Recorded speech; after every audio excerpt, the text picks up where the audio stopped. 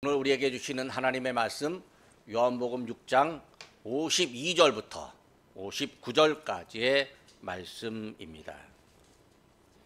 그러므로 유대인들이 서로 다투어 이르되 이 사람이 어찌 능히 자기 살을 우리에게 주어 먹게 하겠느냐.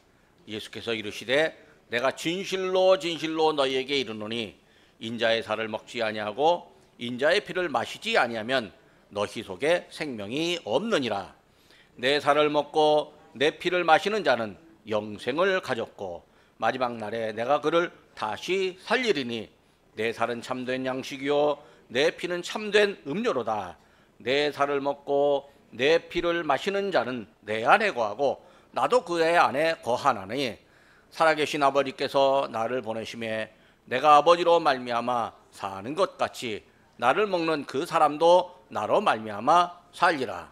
이것은 하늘에서 내려온 떡이니 조상들이 먹고도 죽은 그것과 같지 아니하여 이 떡을 먹는 자는 영원히 살리라.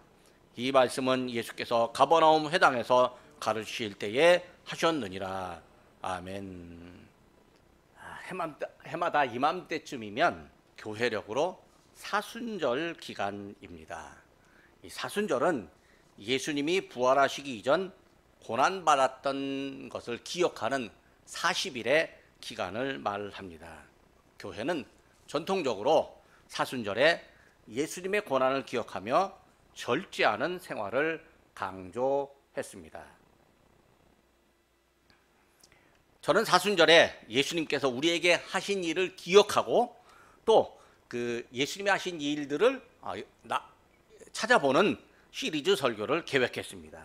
지난주에는 마가복음 1장을 본문으로 무엇이든지 고치시는 능력을 갖고 그 고쳐주시는 예수님을 보았습니다. 제가 지난주에 이제 설교를 편집을 해갖고 유튜브에 올리고 또 그것을 링크를 걸어가지고 한 페이스북에 올렸습니다. 그랬더니 이제 중국에서 선교하다가 어쩔 수 없이 한국으로 나와가서 중국에 이제 그 원격으로 선교하시는 목사님 한 분이 있는데 이름이 예명으로 능력입니다. 능력. 근데 제가 이제 제목을 무엇이든 고치는 능력이라고 그렇게 붙여놨더니 제목이 참 좋다고 거기다가 댓글을 달았어요. 그래서 앞으로 제목을 잘 지어야 되겠습니다. 그랬더니 또 다른 어떤 목사님은 제목을 잘 짓는 능력이 필요하다고 이 능력 하나라고 하는 단어를 썼는데 서로 우스개 이야기를 주고받았습니다. 지난주 말씀을 잠시 기억해 보겠습니다. 예수님은 귀신 들린 사람, 열병에 걸린 여인, 각종 병자들, 나병 환자까지 모두 고쳐주셨습니다. 예수님의 소문을 듣고 온 사람들이 지위고와 신분, 성별을 가리지 않고 왔는데 예수님은 모두 고쳐주셨습니다. 예수님의 고치시는 능력은 이 시대 대한민국에 사는 우리들에게도 똑같이 적용됩니다. 예수님의 소문을 내는 사람들이 참 많았습니다. 우리 역시 예수님의 능력을 믿고 고침받으며 능력 많으신 예수님을 소문 내어야 합니다. 예수님이 우리에게 우리의 믿음을 모시고 칭찬하십니다. 오늘은 가장 중요한 가르침을 주시는 예수님을 만나고 예수님께 배워보려고 합니다. 세상 사람들은요, 저마다 호기심을 갖습니다. 호기심이 뭐냐? 이게 근원이 어떻게 되는지, 과정이 어떻게 되는지, 결과가 뭔지 알고자 하는 마음입니다. 심리학 사전에 의하면요, 호기심이라고 하는 건 모르는 것을 알고자 하는 마음, 새롭고 신기한 것에 대한 관심이 있고 좋아하는 마음을 말합니다. 고대 철학자 아리스토텔레스라고 하는 사람은 호기심은 인간을 인간이게 하는 특징이다 이렇게 말합니다. 과학자 아인슈타인은 나는 천재가 아니라 호기심이 많은 사람일 뿐이다 라고 말했습니다. 이 어떤 일에 대한 호기심을 갖고 있느냐, 그 호기심을 갖고 있는 그 호기심의 내용을 보면요, 그 사람의 성격, 지성, 생활, 태도를 보여주기도 합니다. 좋은 방향의 호기심도 있지만요, 별로 쓸모없는 호기심, 쓸데없는 호기심도 있습니다. 쓸데없는 호기심 중에 하나가 뭐냐면 연예인 누가, 텔레비전에 나오는 누가 어떻다더라라고 하는 호기심입니다. 연예인을 취재하는 기자들이 사람들의 호기심을 자극하려고요, 연예인 기사를 있으면요, 사람들이 열심히 찾아봅니다. 사람들이 많이 찾아보니까 그곳에 광고가 따라 붙습니다. 그러니까 이 사람들의 호기심을 자극하는 글을 쓰면요, 돈을 번다는 얘기예요. 기자들 중에는요, 거짓말도 조금 보태고 자극적인 내용도 덧붙이고 뻥튀기를 해갖고 쓰는 경우가 있습니다. 사람들은 그거 보고요, 믿고 또 친구들과 이야기도 하고 카카오톡 같은 곳으로 막 문자로 퍼뜨리기도 합니다. 그럼요, 사람들이 와, 진짜 그랬어? 라고 생각하고 믿는 거죠. 얼마 전에 축구 선수들끼리 좀 안 좋은 일이 있었는데, 그거 하나 때문에 가짜 뉴스를 유튜브에 엄청 퍼날랐는데 7천만 명이 봤대요. 그리고 그걸로 돈을 7억이나 벌었대요. 그러니까 남들을 비난하는 이런 그 쓸데없는 호기심을 만들어내면요, 그걸로 돈 버는 사람도 있는 거죠. 근데 그게 또 호기심을 채우려고 보는 사람이 있는 거죠. 사실 안 해도 되는 거고요, 시간을 낭비하고 또 우리의 지각을 무너뜨리는 일이기도 합니다. 뭐 어쩌다 한 번은 볼 수도 있겠죠. 그러나 거기에 지나치게 매몰되어 있으면 그 사실 좋은 사람이 못 되는 거죠. 어떤 사람들은요, 안 죽고 영원히 사는 방법에 대한 호기심을 갖기도 합니다. 어떤 음식 먹으면 안 죽는지, 어떤 환경을 갖추면 건강한지, 인체에 대한 호기심을 갖는 분도 있습니다. 이런 호기심이요, 의학을 발전시킵니다. 어떤 사람은요, 세상 돌아가는 이치와 또 지식에 대한 호기심을 갖습니다. 사람의 사회는 어떻게 되는지, 돈과 경제는 어떤 원리를 갖고 순환을 하는지, 사람을 잘 이끌려면 어떻게 해야 하는지, 또 사람을 유익하고 편안하게 하려면 어떤 정치를 해야 하는지에 대한 호기심을 갖습니다. 이런 호기심들이 지식과 학문을 발전시킵니다. 그러면 우리는 어떤 호기심을 가지면 좋을까요? 그것은 사람을 사람답게 하는 일이 무엇인가에 대한 호기심입니다. 사람을 사람답게 하는 일이 어떤 것이겠습니까? 내가 사람이니까 다른 사람을 존중하는 일입니다. 또 하나님의 형상을 따라 지음받은 사람들이니까 하나님을 바르게 믿는 믿음이 어떤 것이냐에 대한 호기심을 가져야 합니다. 세상을 살면서 무엇을 배워야 사람답고 하나님을 잘 섬기는가에 대한 호기심을 갖는 일입니다. 이런 호기심을 진리에 대한 호기심이라고 말할 수 있습니다. 진리에 대한 호기심, 또 신앙에 대한 호기심의 그 중심에는 우리 예수님이 계십니다. 우리가 예수님을 알면요, 진리에 대한 호기심을 채우게 됩니다. 그리고 영원한 생명을 얻는 호기심에 대한 해답을 얻습니다. 물론 엉뚱한 호기심을 갖는 사람도 있습니다. 믿음을 가졌다고 하면서 성경을 배우는데 성경의 중심인 예수님은 알려고 하지 않고 성경의 내용에 대한 일반적인 지식만을 알려고 하는 사람들이 있습니다. 이단들은요, 당신 교회 다녀? 교회에서 이런 거 배운 적 있어? 라고 물으면서 뭐 이것저것 펼쳐놓는데요, 무슨 신비한 지식이라고 사람들을 꿰어냅니다. 근데 알고 보면요, 조금만 성경을 알고 조금만 생각이 있는 사람이면요, 그게 틀렸다는 거 대번에 알아봅니다. 근데 우리가 지각이 없으니까요, 어떻게 해요? 그 사람들 말 듣고 이게 진짜 그런가? 아닙니다. 그들의 말 중심 안에 예수 그리스도가 사라지면 아무것도 아닙니다. 우리에게 필요한 건요, 바른 호기심이고 영혼을 어지럽히는 이단의 가르침을 배격하는 분별력입니다. 예수님은요, 당신을 진리이며 생명이라고 말씀하셨습니다. 예수님은 당신은 하나님 아버지께로 가는 유일한 길이라고 말씀하셨습니다. 요한복음 14장 6절의 말씀입니다. 내가 곧 길이요 진리요 생명이니 나로 말미암지 않고는 아버지께로 올 자가 없느니라. 또 예수님은 요한복음 11장 25절과 26절에서 이렇게 말씀하십니다. 나는 부활이요 생명이니 나를 믿는 자는 죽어도 살겠고 무릇 살아서 나를 믿는 자는 영원히 죽지 아니하리니 이것을 내가 믿느냐? 예수님은 우리에게 이것을 내가 믿느냐라고 질문하시니까 무슨 의미겠습니까? 우리에게 당신의 말씀을 믿기 원하십니다. 오늘 본문으로 들어갑니다. 이 본문에는 예수님께서 사람들에게 생명을 얻는 방법을 말씀하셨습니다. 생명의 근원, 생명의 방법이야말로 가장 중요한 가르침의 내용입니다. 우리는 예수님의 가르침을 받고 가장 중요한 가르침, 즉 진리를 확실하게 아는 일, 생명 대신 예수님이 누구신가를 알고 그 생명을 얻은 사람으로 살아갑니다. 사람에게 가장 중요한 것이 생명입니다.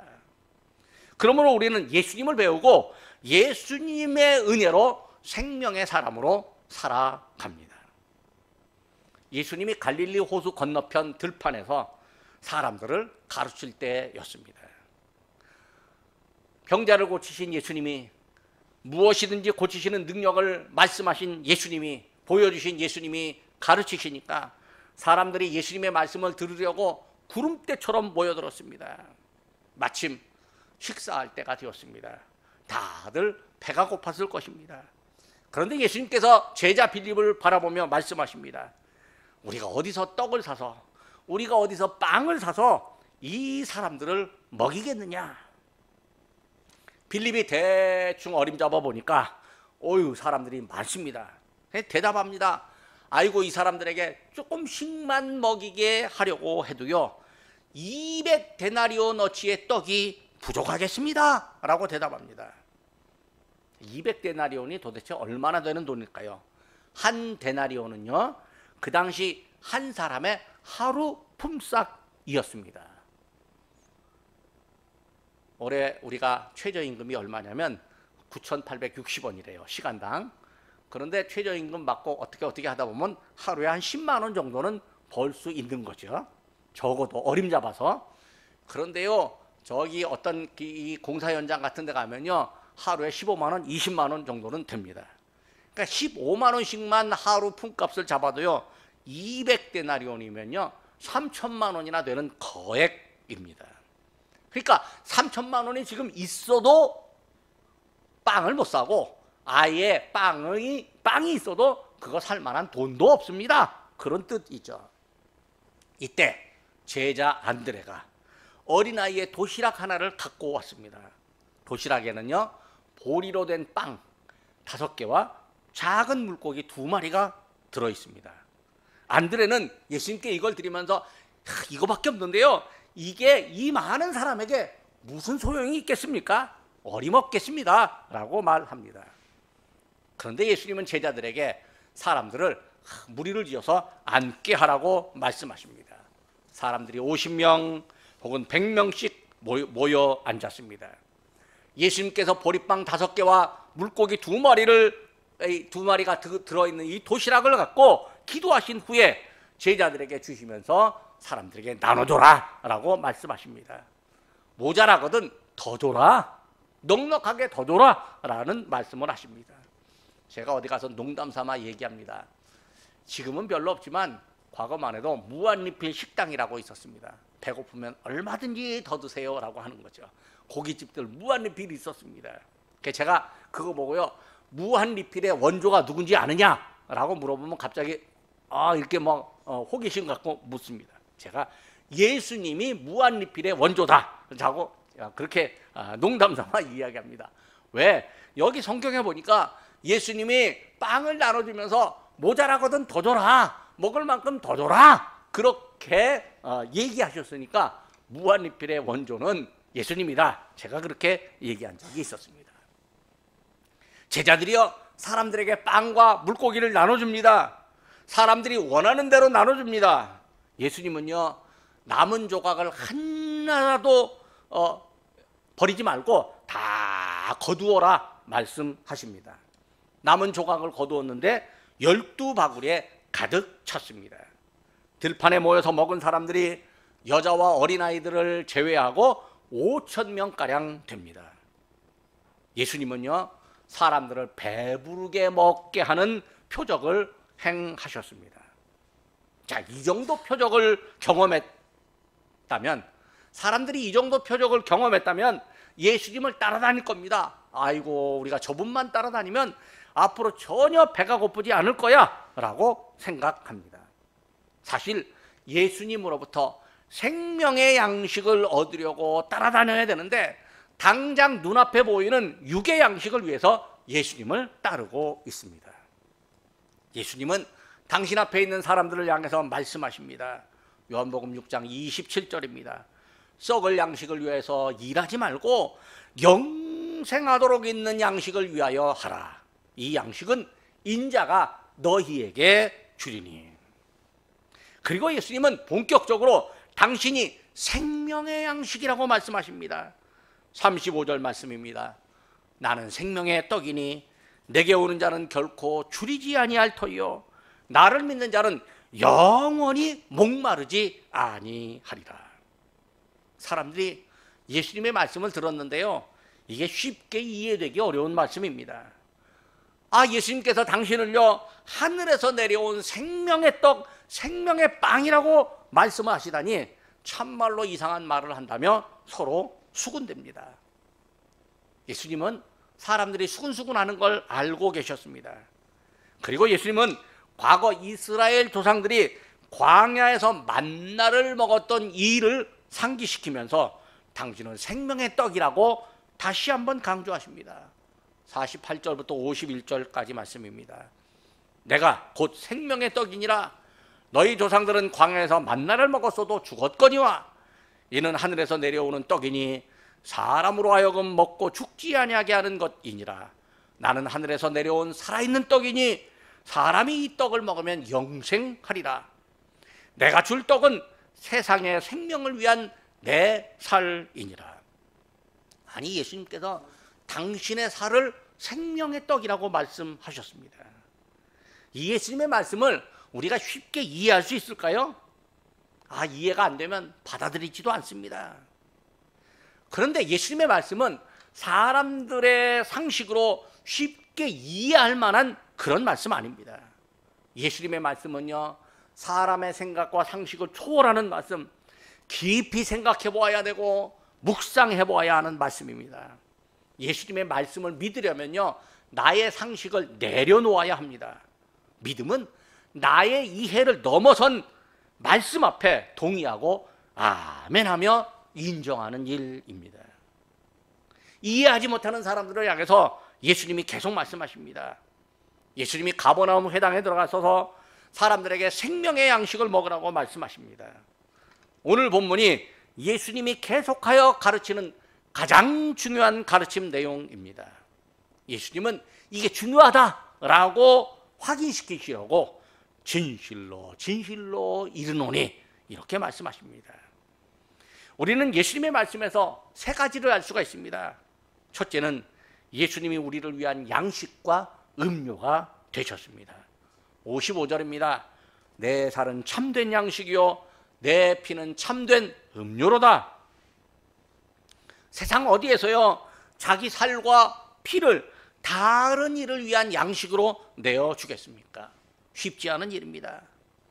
그런데요, 한국인의 정서와 자연세계 안에는요, 예수님의 살과 피를 마시는 말씀을 이해할 수 있도록 돕는 이야기들이 있습니다.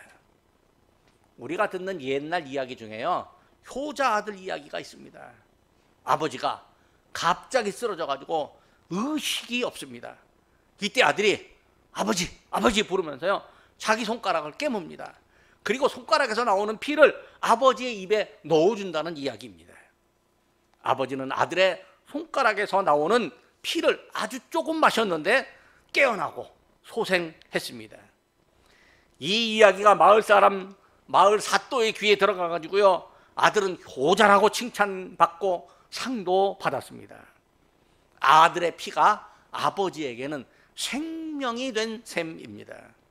사실 성경에도 이런 말씀이 있습니다. 레위기 17장 14절입니다. 모든 생물은 그 피가 생명과 일체라. 이런 이야기도 있습니다. 연어가 태어나잖아요. 바다로 나갑니다. 다 자란 연어가요, 다시 알을 낳기 위해서 태어난 강으로 돌아옵니다.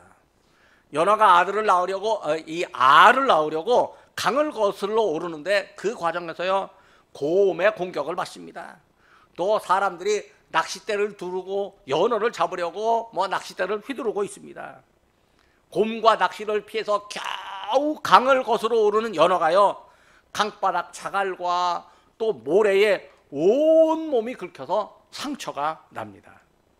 폭포까지 거슬러 튀어오르는 연어가 드디어 상류에 도착하고 거기서 알을 낳습니다. 알을 낳은 연어는요, 몸에 상처가 심하지요. 또 거기다가 기진맥진했습니다. 그러니 죽고 맙니다. 그런데 연어의 몸이 강물에 녹아서요, 플랑크톤이 되고 거기 이 강물에서 이 다른 물고기나 또 이런 먹을 수 있는 플랑크톤을 만들어내는 영양이 됩니다. 그리고 연어의 치어들이요, 그 플랑크톤을 먹고 자라서 바다로 나갑니다.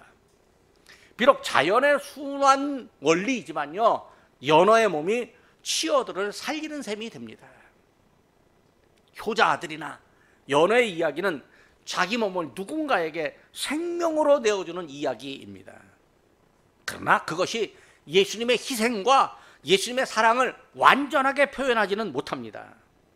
효자 이야기와 연어 이야기가 예수님의 살이 참된 양식이며 예수님의 피가 참된 음료라는 사실을 대략적으로 이해하도록 하기는 하지만 믿음을 가져다 주지는 못합니다. 예수님께서 십자가에 달려서 채찍에 맞아 살이 뜯기고 손과 발에 못이 박히며 가시면류관을 쓰시고 피를 흘리심으로 우리에게 구원의 은혜가 임합니다. 이 예수님의 이 피 흘리심으로 임한 구원의 은혜, 이 사실은요, 성령의 감동하심으로 믿어집니다. 그러면 예수님의 살을 먹고 예수님의 피를 마신다라고 하는 말이 뭘 의미합니까? 초대교회 시절 로마 사람들은요, 이 성경 구절 보고요, 신자들을요 식인종으로 몰아갔습니다. 그러니까 살도 먹고 피를 마신다? 식인종 아니야? 그러면서 신자들을 붙잡아다가 핍박하고 감옥에 가두고 때리고 죽이기까지 했습니다. 말만 듣고요, 내용을 살피지 않으면 오해하고 핍박하게 됩니다. 그러나 깊은 내용을 알면요, 예수님의 희생과 사랑, 예수님께서 우리에게 주신 은혜를 알게 됩니다. 이러한 영적 지식은 성령의 감동으로 가능합니다. 예수님의 살을 먹고 피를 마신다는 것은 예수님의 십자가의 희생이 우리에게 구원의 은총이 되는 사실을 믿는 일입니다. 즉 우리는 예수님의 십자가 희생을 믿습니다. 예수님이 모든 고통과 우리를 향한 뜨거운 사랑을 가슴 깊이 믿는 일이 곧 그분의 살을 먹고 그분의 피를 마시는 행위입니다. 우리가 성찬식을 하면서 빵을 먹고 포도주를 마시는 것이 예수님의 뜯긴 살과 흘린 피를 기억하고 감사하는 일입니다. 두 번째는 먹고 마시는 결과입니다. 그 결과는 영원한 생명입니다. 예수님이 53절과 54절에서 말씀하십니다. 인자의 살을 먹지 아니하고 인자의 피를 마시지 아니하면 너희 속에 생명이 없느니라. 내 살을 먹고 내 피를 마시는 자는 영생을 가졌고 마지막 날에 내가 그를 다시 살리리니. 예수님은 믿는 사람에게 영생을 주십니다. 우리가 매우 잘 기억하는 요한복음 3장 16절 말씀입니다. 하나님이 세상을 이처럼 사랑하사 독생자를 주셨으니 이는 그를 믿는 자마다 멸망하지 않고 영생을 얻게 하려 하심이라. 하나님께서 아들이신 예수님께 우리를 향하여 생명을 주고 살리는 일을 맡기셨습니다. 57절과 58절입니다. 살아계신 아버지께서 나를 보내심에 내가 아버지로 말미암아 사는 것 같이 나를 먹는 그 사람도 나로 말미암아 살리라. 하나님께서는요, 사람을 살리려고 하는 계획을 가지셨고 아들을 통해서 그 방법을 완성하셨습니다. 하나님은 아들을 믿는 우리에게 영생을 주십니다. 그리고 아들이신 예수님이 생명의 진리를 우리에게 가르치십니다. 과거에 이스라엘 백성들이 광야에서 만나를 먹은 적이 있었습니다. 육신의 목숨을 부지하기 위한 양식입니다. 그것조차도 안 먹으면요, 몸의 영양이 다 빠져나간 후 굶어서 죽습니다. 또 누구나 세월이 지나잖아요. 그러면 양식을 끊고 세상을 떠나는 날이 옵니다. 하지만 생명의 떡을 먹는 사람, 즉 예수님을 믿는 사람은 영원히 삽니다. 58절 말씀입니다. 이것은 하늘에서 내려온 떡이니 조상들이 먹고도 죽은 그것과 같이 아니하며 이 떡을 먹는 자는 영원히 살리라.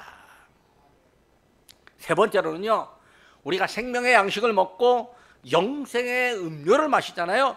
그러면 예수님과 매우 친밀하고 신비한 관계가 형성됩니다.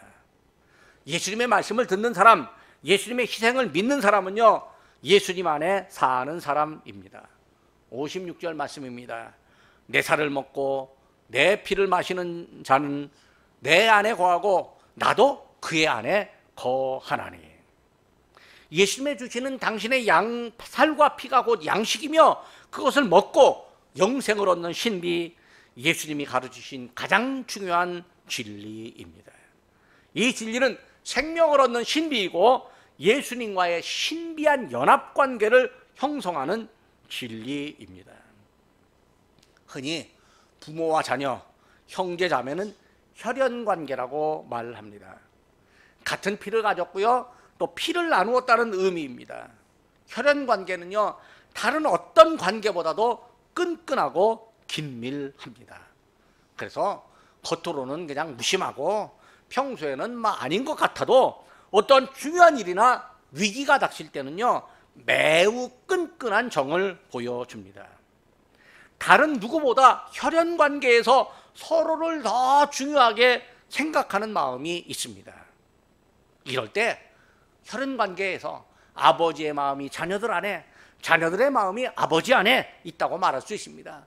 언니의 마음이 동생 안에, 동생의 마음이 언니 안에 있다, 이렇게 말할 수 있습니다. 요즘에는요, 장기 기증을 하는 경우가 있습니다. 의학이 발달하니까 장기 기증을 하기도 하고 장기 기증을 받아서 생명을 연장하는 경우도 있습니다. 갑작스러운 사고로 뇌사 상태에 빠진 젊은이가 있습니다.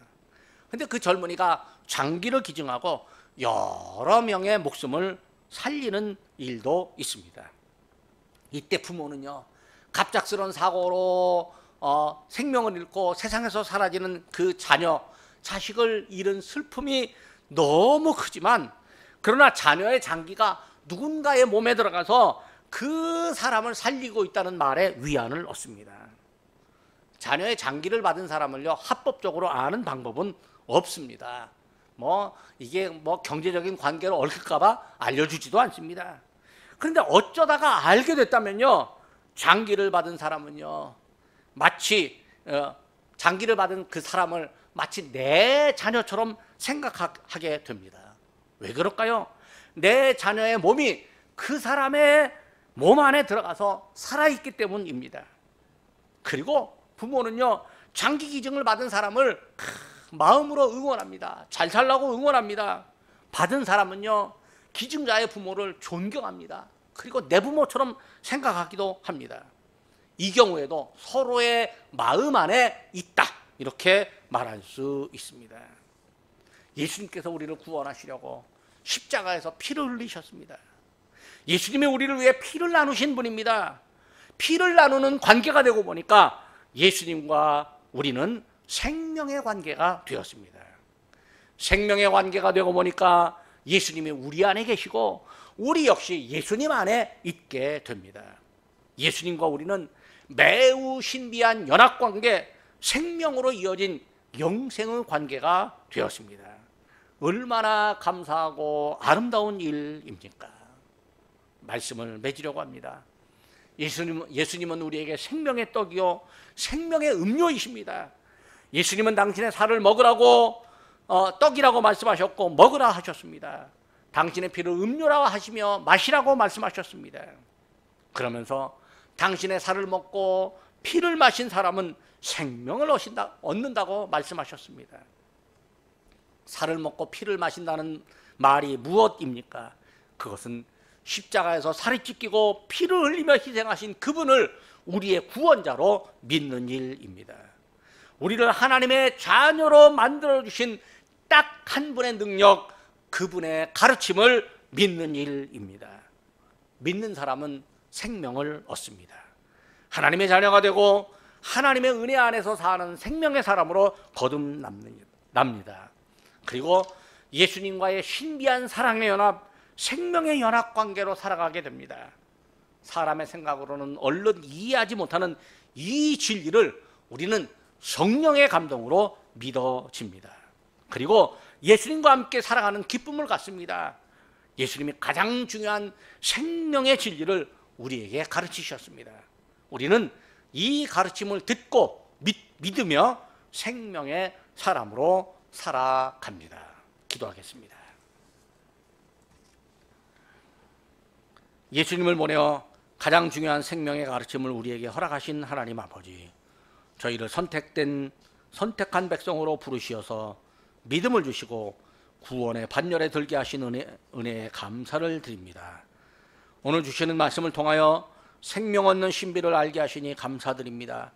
세상에 어떤 호기심을 채우는 지식이라도 시간이 지나면 사람들의 관심에서 사라지지만 우리에게 생명을 주시는 지식은 영원함을 저희가 믿습니다. 주님께서 생명을 얻는 믿음의 지식을 저희에게 가르쳐 주셨으니 감사합니다. 주님의 살을 생명의 떡으로 먹고 주님의 피를 생명의 음료로 마시는 저희를 알게 하시고 가르치셨으니 이제 믿고 기억하며 다른 이들에게도 가르치는 은혜를 주시옵소서. 십자가에 달리심으로 고통을 당하신 예수님을 저희가 기억합니다. 예수님을 믿는 믿음으로 저희가 생명을 얻는 줄 믿습니다. 예수님의 가르침을 들은 저희가 생명의 양식을 받아 영원한 천국의 백성으로 살아가게 되었으니 감사드립니다. 주님의 가르침을 기억하고 날마다 생명의 양식으로 풍성한 믿음의 생활을 이어가게 하옵소서. 믿음을 갖고 생명을 얻은 저희 안에 주님께서 주인으로 좌정하시고 또 주님 안에 저희가 머물러 생명의 기쁨으로 늘 충만하게 하시옵소서. 그 옛날 광야에서 5,000명을 먹이신 주님께서 오늘날에도 영혼들에게 생명을 먹이는 가르침을 주셨사오니 저희가 믿고 생명의 생활을 이어가게 하옵소서. 예수님의 이름으로 기도드립니다. 아멘.